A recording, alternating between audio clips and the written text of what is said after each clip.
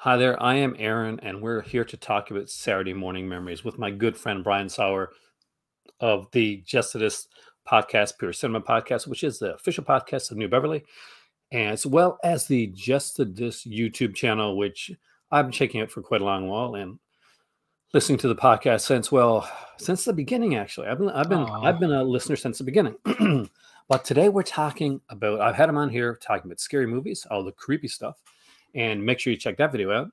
I'll have all these links down below. What we're going to be talking about today, though, is a time that we especially are, and especially me, my old self is big and in love with, and it's Saturday morning. When we were kids, it was before at least when I was a kid, it's before the cartoon channels were there. So you had like ABC, CBS, and NBC, and every year you'd have this TV guide would come out with the fall programs. And there'd be two issues. There'd be the issues with the regular fall programs. There would be the Saturday morning issue that would look at all the cartoons that were coming out for the year. So I don't have my big bowl of cereal here, Brian, unfortunately, which I should have had, but it'll be crunchy on the screen. But I figure we'll talk about your favorite Saturday morning shows. I didn't want to limit it to animation just in case, like French, maybe Shazam's your favorite show, if that is her which actor that played Shazam. But with that being said, let's get into your mind and get your footy pajamas back on and talk about the Saturday morning memories. man, I loved Saturday mornings. Saturday mornings to me were sacred. They were ritualistic, and I had my ritual for probably too long in my life, meaning like, from when I was a very small kid to maybe almost high school. Like, I mean, it was a really long time because it was such comfort food for me to go downstairs. We had the TV in sort of our basement area of our house, and I would get up early before 6 o'clock, I think. And there was a show called New Zoo Review, which was a live action show with animals, people in giant animal costumes that I absolutely hated because it was the thing I had to wade through before the cartoon started at 6. So I get downstairs and New Zoo Review would be on, and I just kind of have to, kind of make my way through that. And I just remember my excitement as the credits on New Zoo Review rolled. I was like, here it comes, and I would sit there and just watch cartoons for like 6 hours. I would sit there. I mean, because we used to have between the three stations in Wisconsin where I'm from on Saturday mornings and Sunday too, to a degree, we'd have cartoons from 6 till about noon between I knew how to jump around. Like, and I want to say the last hour or so was Looney Tunes. And I love that. I mean, that was a great way to end because that was sort of like my classic cartoons, and Looney Tunes is actually one of my favorites now that I think about it, because I've seen so many of them and love so many of them. And it was a great way to end Saturday morning was to, come down on Looney Tunes, but I think one of my favorite shows growing up that was on, I think it was on Saturday and eventually on Sunday as well, or one or the other, was Thundarr the Barbarian. And here's the complete series from Warner Archive, which is great that it's on Blu-ray. There's a lot of stuff they put out on DVD that's not available on Blu-ray yet, and I hope they'll continue the trend of putting these out because this looks great, by the way. Really great set. But Thundarr was just a show that I discovered I think accidentally. It came on and it had this incredible opening sequence, which I almost to this day can still remember the voiceover from, where it's talking about the Earth. There was a comet that came between the Earth and the Moon, and it caused this like basic disruption, and it threw off gravity basically, and just the Earth got all messed up is the bottom line, and it became this new era. It was almost like an apocalyptic thing, but almost like the Earth kind of regressed to a more prehistoric feeling, and so it feels very post-apocalyptic. They talked about it being an era of super science and sorcery, and I was always like, what's super science? Is it's better than science, I guess. It's better than the regular science, man. But so we're following this barbarian character named Thundarr, and he has this incredible sun sword. I mean, the show is obviously clearly influenced by Star Wars, which made it a perfect, appealing thing for me, because you have this, barbarian who sort of speaks like not quite a caveman. He speaks a little more fluently than that, but he speaks in sort of a broken barbarian dialect. And his sun sword has this like energy wave light thing that comes out of it, and it makes a really cool sound too. It was almost like, it wasn't the Star Wars lightsaber sound, but it was like a similar kind of really cool sound that they play at the beginning of the show when they're talking about, his fabulous sun sword. And then he's joined by this Princess Ariel and Ukla the Mock, who was very much like Chewbacca. And I can't remember what the names of the horses that they rode are, but they almost look like monstery My Little Ponies or something. If Hen was there, that's her favorite. Yeah. Better have favorite. Yeah, it's really great. It's just a great show. And it was just very dark for a show of that time. Again, it's post-apocalyptic. You're seeing, burnt out cities, and all kinds of evil sorcerers and monsters, and it just really appealed to me. It kind of went, like I said, it had that Star Wars appeal, but it also was almost more horror-y than that, and scarier than Star Wars in its own way, because there was incredibly it was so well done. Yeah, totally well done, and just it felt like the stakes were pretty high. Like you just didn't, like, you obviously probably knew, that Thundar was going to survive each week, but there was a lot of peril for him. There's a lot of peril for Ukla. There were some times when I was worried something was going to happen to Ukla. Yeah, I love how Ukla looks, by the way. He's got a cool design, actually. Yeah. And there's the sun sword, and there's Ariel, who had like these magic bracelets, if I remember. Like, I think the powers came from the bracelets, if I'm recalling. But she was really cool, and she was kind of like a smart aleck, and I thought she was kind of awesome, and a great compliment. But they just would go on adventures every week. It was just this really wonderful show that I didn't feel like I heard as many people talk about, So it was one of those shows that I would later connect with others about, because you caught it I can't remember if it was on like a weird channel or if it was on at a weird time, but it was one that wasn't like your Scooby-Doo's of the world that everybody remembers. I feel like it was more specific. Yeah, which is a shame. I think that's part of the Alex Toth. Like Alex Toth was a comic creator that did a ton of work on these shows like Space Ghost. I think he did it on Thundar, and one I got right here actually is Hercules. So he did some like characters for that as well. He did like a lot of different kind of unique stuff back then. Characters could die in shows back in the I remember Bravestar. Remember Bravestar? Oh yeah. There's a very special episode of Bravestar about like it's the drug one. You know what I'm talking about? I don't remember that episode of Bravestar. There's a space drug, and he's going to save like this. I guess this kid's older brother has done like the drugs, but he's not there in time, so the kid dies. Oh my gosh! Yeah, so it's a different episode. So yeah, you get away with a lot more then, and I think that this whole like aspect of this fantasy aspect at the time, coming off things like Star Wars, you had things like Thundar, which I thought was the best of those. You had the Hercules, you had a whole bunch of shows that came at that time period. And I love that. I'm a huge Hanna-Barbera fan, and I love the fact that they're putting those on Blu-ray. I got the DVD edition of that. I bought it from my better half because that's one of her favorite cartoons of all time. I gotta eventually upgrade because we looked online, watched a video on Thundar, and we saw what must have been the Blu-ray because we're like, oh my god, that it looks amazing. It does. And I'm like, oh, I have to get that. My favorite Saturday morning memory is, and I just thought about it. Yeah, it has nothing to do with like the regular cartoons that I was watching because I watch cartoons. I'm not gonna lie to you, Brian. I watch cartoons to this day. So if I do too. Don't get me wrong. I don't make it sound like I don't still watch cartoons. I still love cartoons. I was with my little one. Actually, I have two kids. They're both grown, but my first, Mimi. So she was a baby, like very little, as in like had literally just come back from the hospital, like 2 or 3, maybe and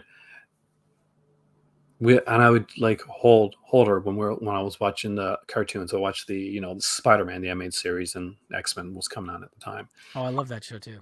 And so Spider-Man was on, and she was sleeping in my arms, and her little hand, I guess she had maybe she had a bad dream or whatever, and this was the first time, and went and grabbed my little finger, and just like held onto it, and as was that moment, I think I was a dad, but this was at this moment that I'm like, I want to protect you forever type thing. So sappy as that is, I know it's sappy. I'm going to bring it back. That I feel that so much. You know exactly. I feel it. But that moment, I've never forgot that moment. And with my second, I was walking down the stairs with him, and I fell, Oh my gosh. and I was panicking as I was going down. So I literally, I landed on my chest, and I held out like that, and it was like nothing. I said, I don't care what I got to go through, you're not going to feel the pain. And as you get older, you realize you can only do that so much, but you want to. Yeah. It's a parent thing. They're about to stand with sappiness, guys. Sorry, No, but I feel those vibes so much, man. Absolutely, all of it. Just really, you do never let go of that urge to protect, but you have to temper it with the idea of like, what can I really do, and at what point do I have to let go a little bit and allow them to just deal with what they're going to have to deal with. And it's so hard. But yeah, those early times, I have a lot of memories like what you're talking about. Yeah, but yeah, I got so many cartoon memories too. But like that's one that just like hit me right now actually when you're talking. Nice. Thundar, again, it's one that I can mention my better half when she would visit. She's not from like here. She's not from the U.S. She's from Morocco.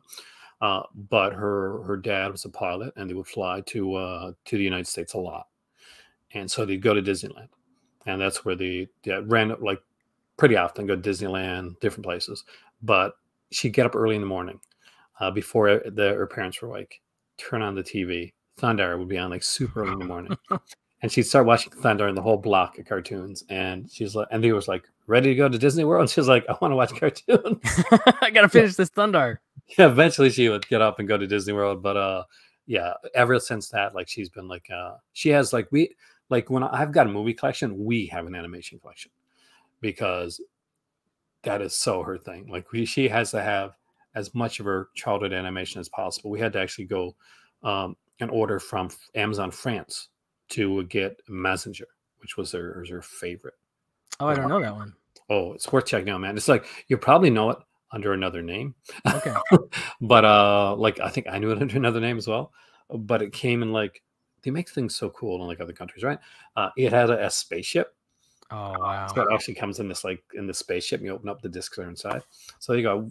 Too bad you couldn't like a Thundar sword or something like that. I know they should have. I mean, I think there was probably a time when they would have spent that kind of money on a physical release, but obviously now they're not in that place anymore. But yeah, there's just something so nostalgic about I totally understand her affection for that stuff, and it is for me one of the most straight to nostalgia feelings. Like watching an old movie that I saw as a kid does it to me, but like especially the opening sequences of cartoons, because you watch those so many times over the course of your life, seeing certain cartoons, especially your favorites, over and over, that when I see those, it's like instant nostalgia liquid in my brain. It just is so I can't say it totally transports me because obviously we've gotten a little bit older, but it transports me enough in a way that I'm just like, oh my gosh, I remember this so well. I remember every frame of this. I remember every note of this theme song, every moment of the, if there's an opening, sort of narration or like some little bit, like Shirt Tales or something like that. That's another one I remember watching. Like just little bits they would do in the opening of Shirt Tales, and how those changed from season to season. All that stuff you just remember so instantly, and you're like, oh my God, I didn't really know that I had stored this so permanently in my brain, but I've seen it so many times. It's in there as like an almost permanent fixture that will always be accessed every time I come back to this. And so that's a really nice feeling. And I think that's part of the reason I keep coming back to cartoons is just getting a little bit of that and a momentary sort of transportation, but also just a really nice feeling. And it's fun to share with your kids. Mine are getting to the point now where she doesn't really watch cartoons as much, although I think I could probably still get her to do it. But boy, I really tried hard when she was younger. I was like, have you seen this one? Let's throw it on. And I would just throw on any cartoon I could think of, because mostly for me, because I'm like, I want to watch this again. Let's see if you like it. And most were misses, but ultimately it was a fun experience anyway, just to share them, because I loved going back and you're seeing it through your kids' eyes. And it was just, yeah, it's Saturday mornings are really, they're still a really nice time for me. It's still a very quiet, calm time, in my life. And I think that's one of the reasons I still associate all that stuff with Saturdays, is they're still that way. So it's a beautiful thing to reflect on, I think that one, you chose a perfect choice for the inaugural episode of this. So thank you for that. And what you said is incredibly true. Also, I got to say, whenever I'm feeling in a dark place, that's where I go to. Is the Saturday morning cartoons. I remember watching the Bugs Bunny and Tweety show with the big, curtain, would come up every time. Oh yeah. And I remember the first time that I saw the Bugs Bunny Wile E. Coyote, which blew my mind, because I loved especially the Chuck Jones era, like the Wile E. Coyote Roadrunner, and because it's silent, it's almost like a silent film, and it's not so well done. It was actually, honestly, Looney Tunes, the first place I ever heard classical music, Looney Tunes. Oh yeah. Oh yeah, and opera, because they use so much classical music and opera in their cartoons. So I wouldn't have any type of reason to be listening to that previously, but and I was so young when I watched. But the first time that Wile E. Coyote comes over to Bugs Bunny's hole, takes out a business card. By the way, it's like, Wile E. Coyote, a resident genius. Yeah. He speaks, and I'm like, holy crap, Wile E. Coyote just spoke. That blew my mind. Yeah, I remember, and I don't know if it's that. I think there were obviously a few episodes where he was messing, obviously mostly it's him and the Roadrunner, right? But there's obviously some where he starts messing with Bugs, and that's even funnier because Bugs just ends up making him look like such an idiot, and he always does really try to push the genius angle. And there's one episode that I always remember seeing, and it was one where Bugs actually kind of replaced the Roadrunner. Like he was suddenly running around and was acting like the Roadrunner. And I saw that one once or twice and I loved it. And then I was like, I want to see that one again. And I think I have it somewhere on one of my collections, but I've never been able to easily access that one. And maybe I'm making it up. Maybe because obviously there were just, like I said, interactions between them, but it was one where he was actually acting like the Roadrunner, if I remember. And I could be completely hallucinating it. But so I would always, in the back of my mind, when I'd watch Looney Tunes, I'd be like, and I could see it was going to be a Wile E. Coyote cartoon. I'd be like, is this going to be the one? And then sometimes it would be the one with a version with Bugs, and it wouldn't be what I remembered. But that's the other thing, is that, we didn't have home media. So you saw something and then you put it into your mind as gospel, and then you maybe misremembered it, or you conflated part of it with something else and suddenly created this other mythical thing that you would then continue to look for the rest of your life and never find, because it wasn't what really happened, But that was one of the things I loved about those childhood memories, is like, what was that thing that I really loved that I haven't seen since then? And mostly I've been able to find those things that I, remember loving, just those one-off little moments or episodes of a specific show. But that's one that's always stuck with me. And I don't know if it's actually really how it went down or not. I had the same thing with one for ages where I was looking for it, where it was like, finally the Roadrunner catches, Wile E. Coyote catches the Roadrunner, and you remember this? So he goes through this, what's a tunnel or tree or something like that, but he comes out super tiny. Yes, I remember his normal size, and he grabs him by the leg. Like, I got you. Yeah, I remember that too. That's another one I haven't seen a lot. Special, actually, but I've forgotten, and I was looking for it for ages. Oh my God, I love Saturday. I could talk about Saturday morning for hours, but I won't do that to you. I won't suffer like that. For those that want to check him out, and hopefully, after this, you're definitely going to want to check him out. Links, all the information down below. as usual, I want to thank you, Brian, for coming in and choosing such a quality cartoon. My better half is going to be super excited that you chose that as well, and brought back some great Saturday morning memories of my own as well. So thank you so much for coming in. My pleasure. And to all you guys out there, let us know down in the comment section down below, what is your favorite Saturday morning cartoon? May not be a cartoon, maybe it's Land of the Lost, maybe it's one of those other shows that are out there. Maybe you watch the Switchback on Sundays like I did. We'll talk about that sometime. My name is Aaron. This is Brian Sauer, the incomparable Brian Sauer, and we will see you soon here again in the Cult of Cinema.